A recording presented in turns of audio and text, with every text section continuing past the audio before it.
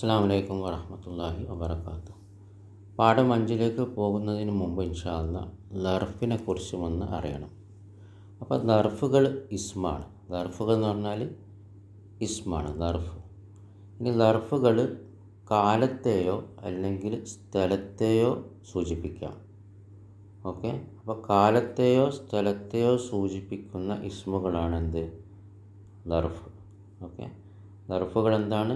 കാലത്തെയോ സ്ഥലത്തെയോ സൂചിപ്പിക്കുന്ന ഇസ്മുകളാണ്. അപ്പോൾ ലർഫുകൾ ഇസ്മുകളാണ്. അപ്പോൾ ഫീലല്ല, ഹർഫല്ല. ലർഫുകൾ കലിമയാണ്. കലിമ നമുക്കറിയാം, ഒന്നുകിൽ ഇസ്മാകണം, അല്ലെങ്കിൽ ഫീലാകണം, അല്ലെങ്കിൽ ഹർഫാകണം. അപ്പോൾ ലർഫ് ഏതാണ്? ഇസ്മാണ്. ലർഫുകൾ ഇസ്മുകളാണ്. അപ്പോൾ ലർഫു സമാൻ ഉണ്ട്. ലർഫു സമാൻ. ലർഫു സമാൻ എന്ന് പറഞ്ഞാൽ കാലത്തെ സൂചിപ്പിക്കുന്നു. ഓക്കെ, കാലത്തെ സൂചിപ്പിക്കുന്നു. എന്നുള്ള ഉദാഹരണങ്ങൾ ലർഫു സമാൻ്റെ? ബാദ. ബാദ.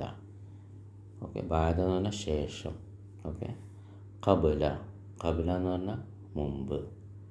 അലാന. അലാന എന്ന് പറഞ്ഞാൽ ഇപ്പോൾ.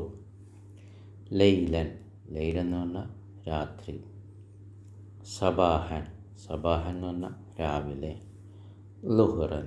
ലുഹ്റൻ എന്ന് പറഞ്ഞാൽ ഉച്ച, ഉച്ചക്ക്. മസാഅൻ. മസാ എന്ന് പറഞ്ഞാൽ വൈകുന്നേരം. ഗദൻ. ഗദൻ എന്ന് പറഞ്ഞാൽ നാളെ. അംസി. അംസി എന്ന് പറഞ്ഞാൽ ഇന്നലെ.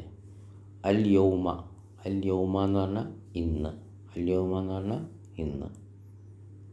അപ്പോൾ ഇനിയും കുറേ ഉദാഹരണങ്ങളുണ്ട്. കുറച്ച് ഉദാഹരണങ്ങളെ കൊടുത്തിട്ടുള്ളൂ. ഇതൊക്കെയാണ് ലർഫു സമാൻ. പിന്നുള്ളത് ലർഫു മക്കാനാണ്. ലർഫു മക്കാൻ എന്ന സ്ഥലത്തെ സൂചിപ്പിക്കുന്നു. ഓക്കെ, സ്ഥലത്തെ സൂചിപ്പിക്കുന്നു. ഉദാഹരണം ഹുന. ഹുന ഇവിടെ. ഹുനാക്ക അവിടെ. ഹുന എന്ന് പറഞ്ഞാൽ ഇവിടെ. ഹുനാക്ക എന്ന് പറഞ്ഞാൽ അവിടെ. തഹ്ത. തഹ്ത എന്ന് പറഞ്ഞാൽ താഴെ. ഫൗക്ക. ഫൗക്ക എന്ന് പറഞ്ഞാൽ മുകളിൽ, മുകളിൽ.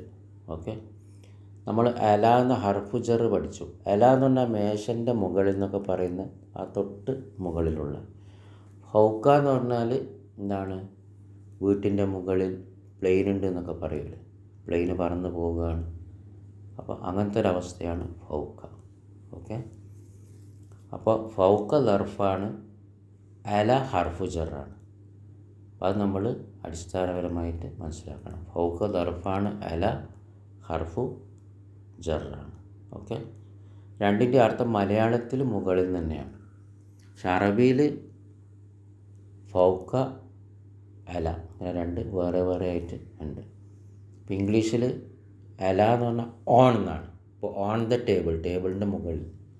ഫൗക്ക എന്ന് പറഞ്ഞാലോ ഓവർ, ഓവറാണ്, അല്ലെങ്കിൽ എബവ്, എബവ്.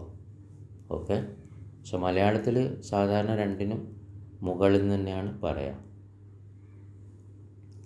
അമാമ മുന്നിൽ, ഖൽഫ പിന്നിൽ, ബൈന ഇടയിൽ, ഖുർബ അടുത്ത്.